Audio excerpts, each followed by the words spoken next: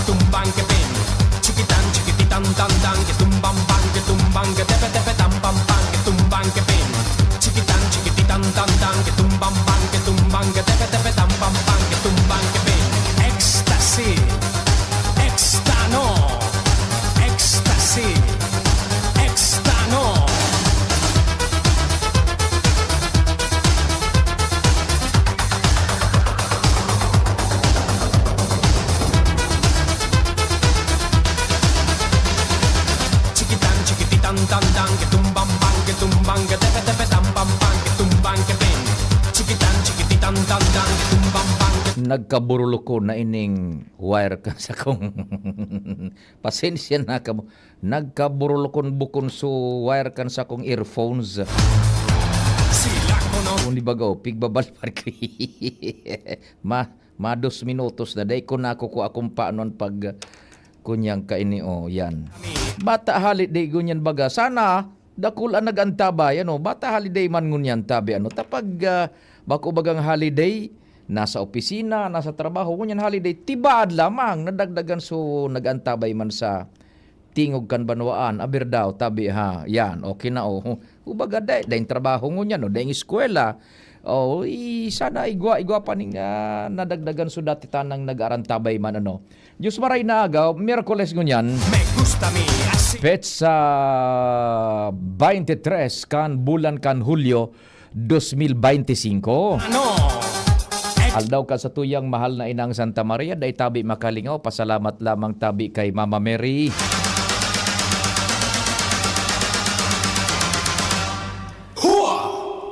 Igo po ning novena, taod-taod alas 5:15 hapon live sa DCGB. Ano man ang kasiributan, mahal na amang Diyos dapat perming ipigpainot sa gabos. Happy birthday sa mga nagkukumplean yung unyan.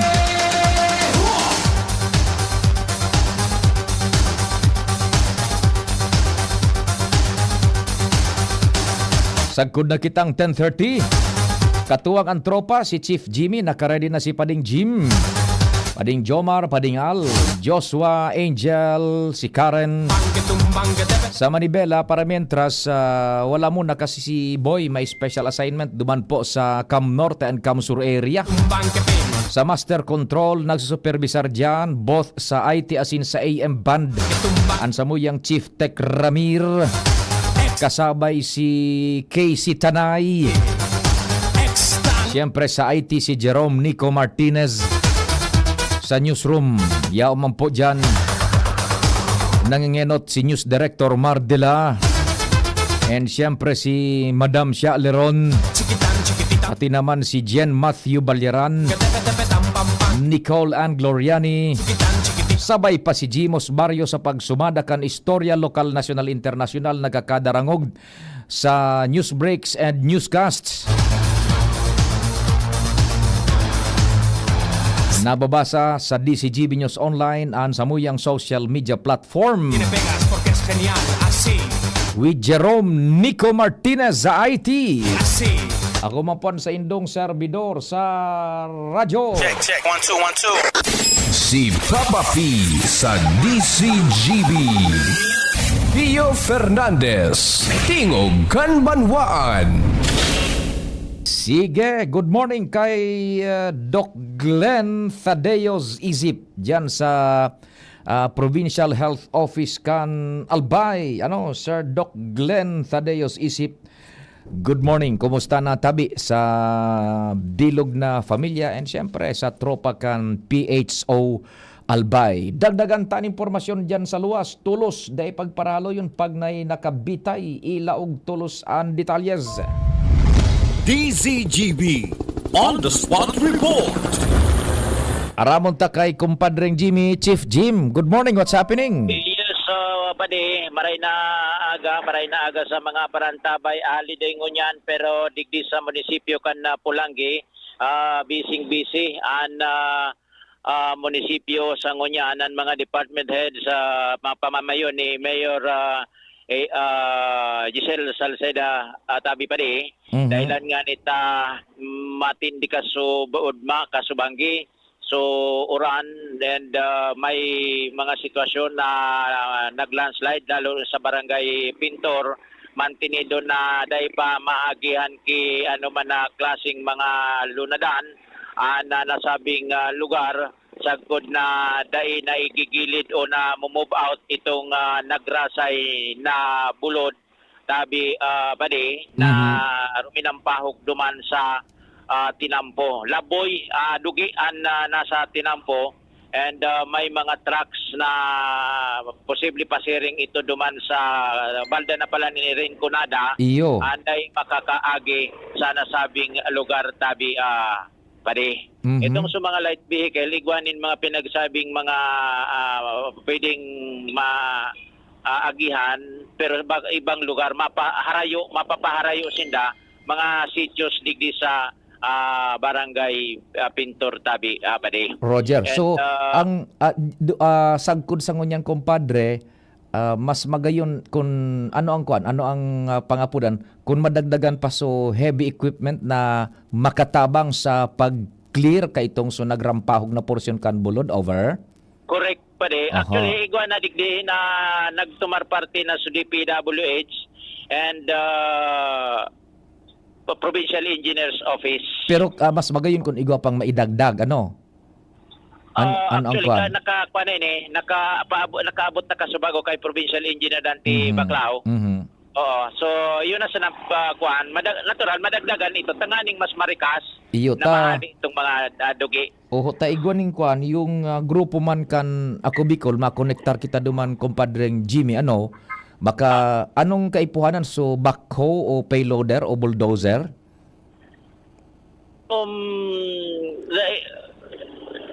Nakaistorya ko si Kapitan Duman. Oho. Kasubago na live niya to. Bastang pangapudan, ma-move out ito, mahali. Kung depende na sa inda ko na nipadara ninda digdi na ikipahe. Opo, pade. Sige, pade. Opo. Sige, sige.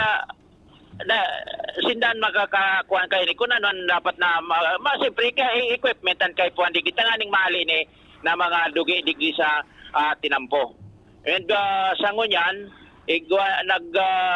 pasiring naman dadig di si Regional Director Norman Laurio kan DSWD sa Pulangi and dahil man kita natawan yung pagkakataon na makahoron si Mayor Giselle Salceda dahil lang busy siya sa pagkomunikar sa mga importanteng ahensya na pwedeng makatabang digdi and napagaraman niya ito initially na igwadaanin evacuees and iti-check niya to taod-taod sa barangay Kinali tabi pa day. So yan ang una, ansa to yung informasyon ali digdi sa Pulangi although sa ngunyan medyo nagbabanaag na saldang kanal daw pero nagtataga-tagiti pa sa mga oras na ini.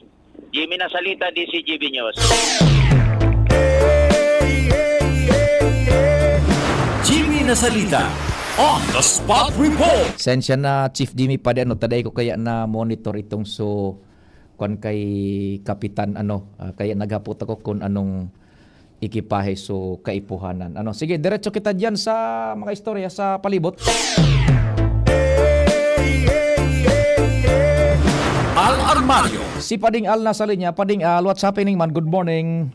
Thank you so much, Padi. May nagsusungaw ng pangaran na posibleng magsalida kay Liga President Mila Bal na board member ng Unyan na Sanggunian Panlunsod hali sa 69 mga kapitan sa Legazpi na pwedeng mailihir na bagong Liga President. Si Kapitan Attorney Amorex Ranieses sa Padi, Yan. kan Barangay Bagong Bayan, iyo an pigbubusol kan mga pag-iriba na maging bagong presidente kan mga kapitan digdi sa Legazpi City. Dahil technically si Liga President Mila Bal, board member ng Unyan, nag-alat na sana na may magsalida sa iya pagkatapos ining guminana sa eleksyon kan Liga sa provincial level. Kasood siya pa man giraray ang nagtukaw sa Sanggunian Panlunsod dahil dahil pa man nag-eleksyon sa Liga. Pero sa reliable sources tapos sa City Hall, may napipisil ng magsalida. Hindi na nga ni si Kapitan Attorney Ranieses kan Bagong Bayan. Yan ang sabi kung dahil daw nin ibang magbutwa na pangaran. Dahil so far, ngunyan, public knowledge man na majority kan mga kapitan sarong grupo man sana under administration ni Mayor Isiam Ismael. Alagad, kung dahil nang magbutwa na iba pang pangaran, posible na si Kapitan Attorney Amorex Ranieses kan Barangay 8 Bagong Bayan ang magiging bagong Liga President asin marepresentar ex-officio member sa Sanggunian Panlunsod. Nagbutwa man na gadyan last week, kumpadreng tabi na posibleng iyo managad pero maagi sa eleksyones. Ade. Basado sa indang kunyan, sa indang na bylaws. Pero daining iba nang nagbubutwa si Kapitan Amorex lang talaga, Attorney Amorex na Ranieses. Opo, so far ngunyan sabi pa yun man na monitor ta na dahil man kiba na nagbubutwa unless na last minute baka may igwa pang bumutwa. Iyo nga ni, data sabot ta siyempre kung magkarawat man sa mga kahadean, sa iba pang mga kahadean magkawat, pero ang dangog tata kaso nakaaging simana kunyang kita nag-dive kita, iyo man nagadaan si Kapitan na Amorex ang makusog. And it seems na as of now unopposed ining si Attorney Kapitan Amorex na Ranieses. Yes, sabi pa and pag-monitor talang kung rin ang Liga election para dyan talaga mahiling kung sisay ang magiging bagong Liga President kan Legazpi City. And pending kan pagkunyan konfirmar pa kang National Liga sa kapangganahan ni soon to be board member Mila Bal. Yes.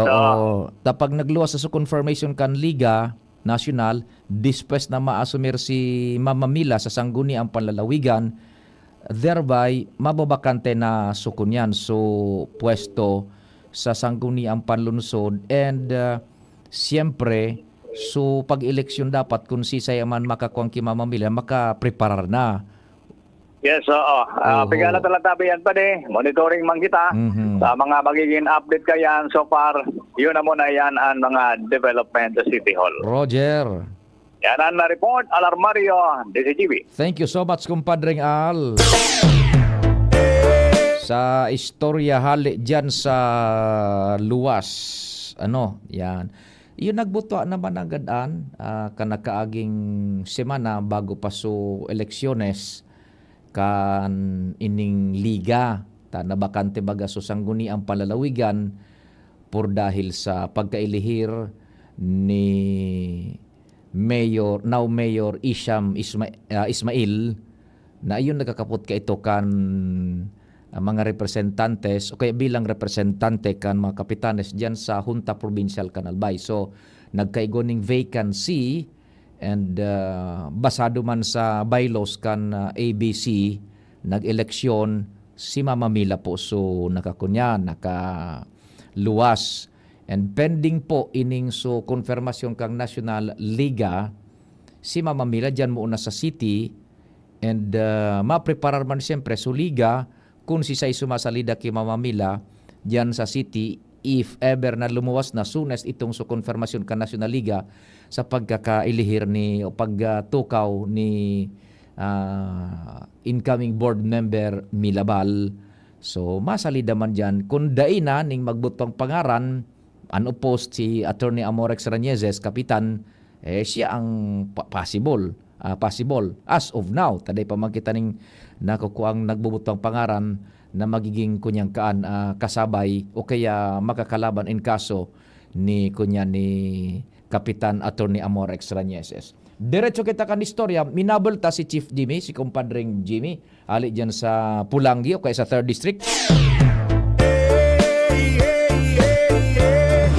Jimmy Nasalita, On the Spot Report.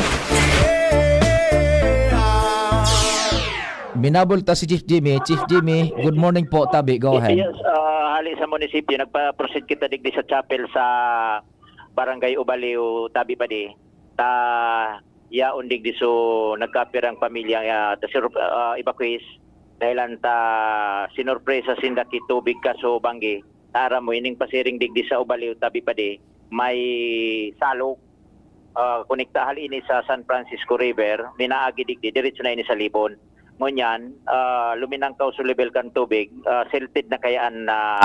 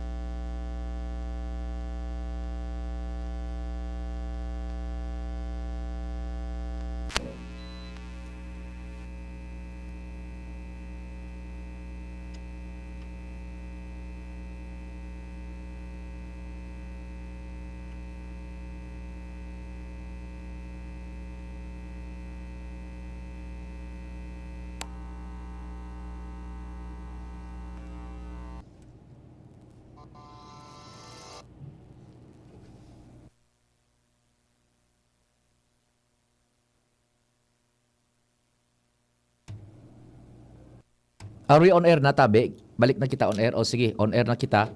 Yan, paki-advise ki Chief Jimmy na naputol, na nag-brown out kaya kita digdi, nag-change power lang. Nasa kong kita, emergency power kita, Chief Tech, on air na kita. Nasa linya si Chief Jim po, tabi, pakikwanta na putol. Chief Jim po, good morning. Hello. ABC nung Samora sa Ubaliw, tabi pa di may kinaraman digdi sa problema kan barangay and may iba pisin sa ngunyan. Kap, si Pading Pio po sa angkor sa DCGP. Hello sir, good morning. Yes, good morning, tabi, Kap. Ano po bale, tabi, ang sitwasyon dyan and ano ang dapat na, ano ang kaipuhanan po, tabi? Go ahead. Sir, sa ngunyan po sir, medyo okay naman. Nag-subside na po sa floodwater kan Tinampo. Muda po so flood level man po sa mga salog. Nagbaba naman po. Nagkaigwa po kami digdi ng 17 families na pig-evacuate po digdi sa Barangay Chapel with 51 individuals.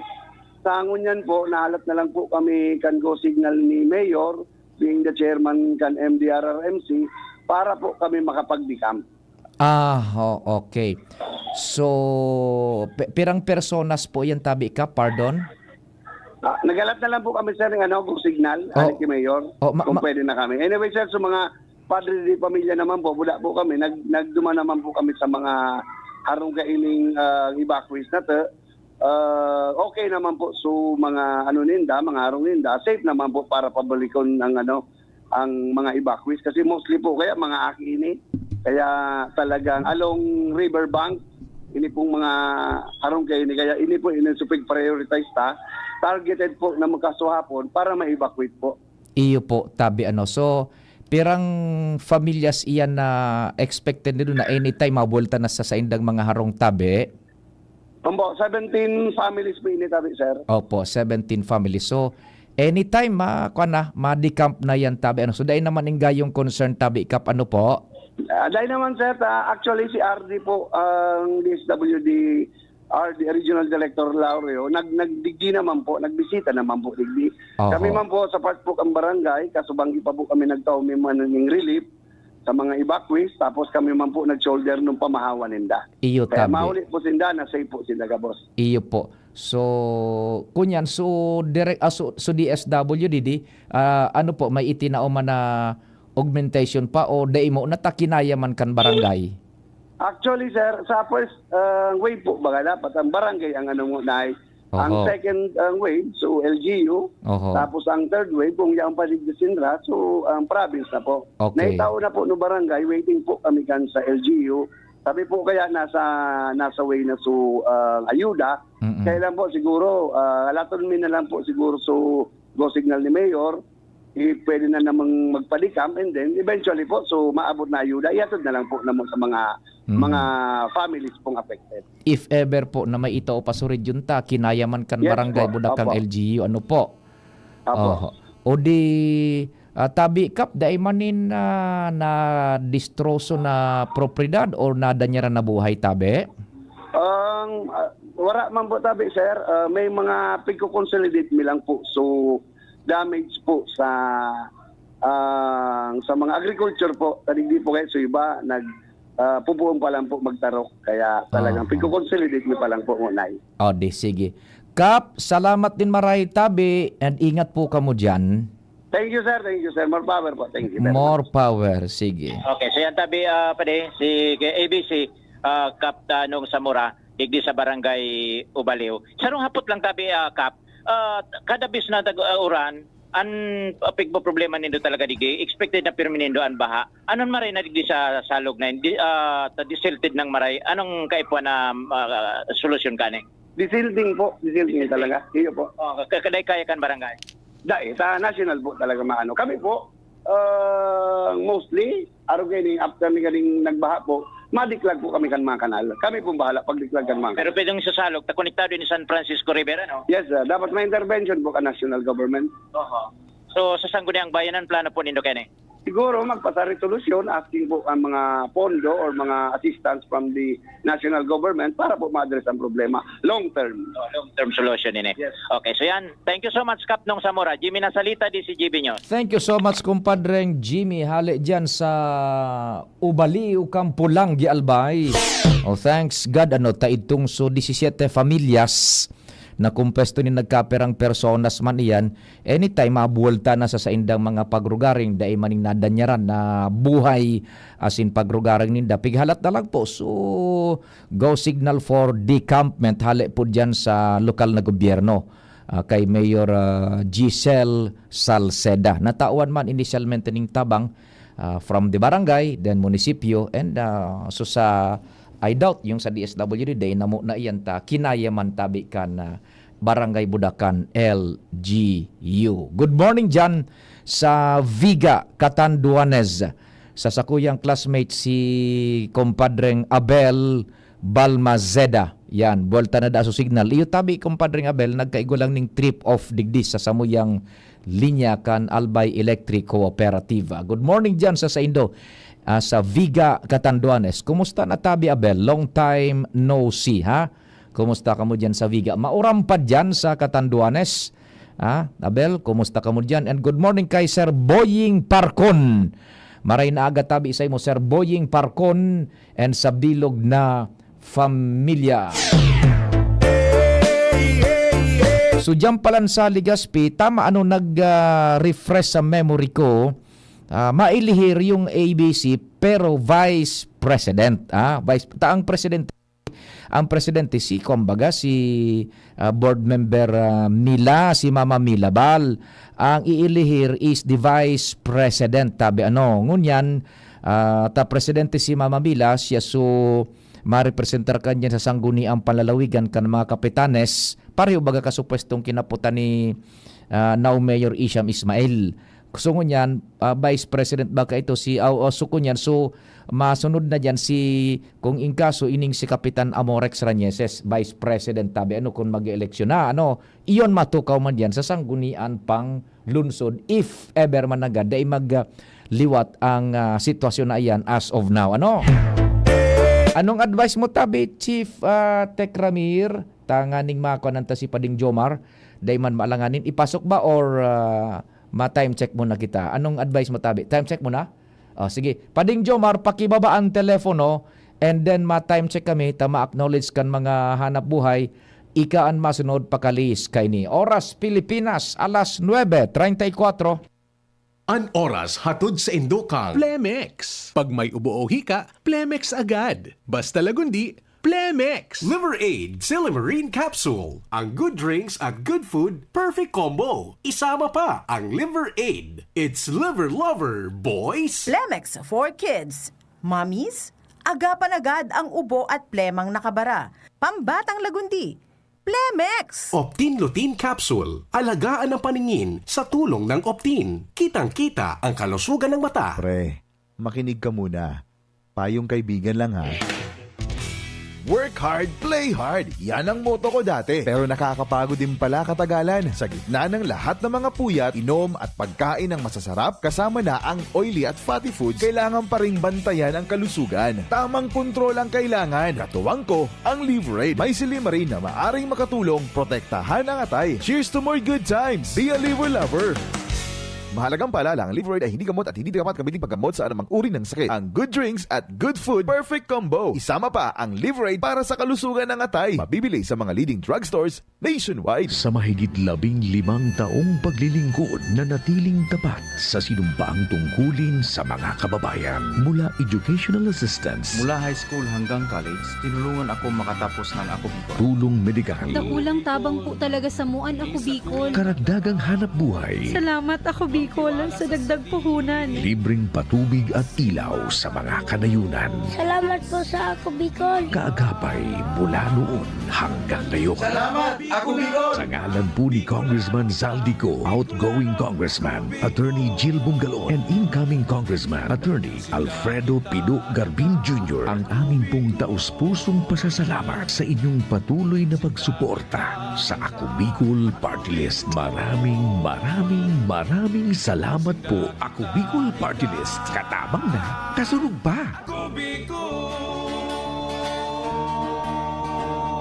Ginhawang araw, Nay. Ano pong sa inyo? Hi, ito yung kailangan kong gamot. Kasya kaya sa budget ko? Imbis na branded, I recommend Actimed. Actimed? Opo, Actimed. Quality generics na singbisa na ng branded, may up to 85% savings pa. Laking tipid! Yan ang ginhawa sa bulsa. May ginhawa na sa bulsa, recommended pa ng pharmacist ko. Actimed Quality Generics. Mabibili sa generic drug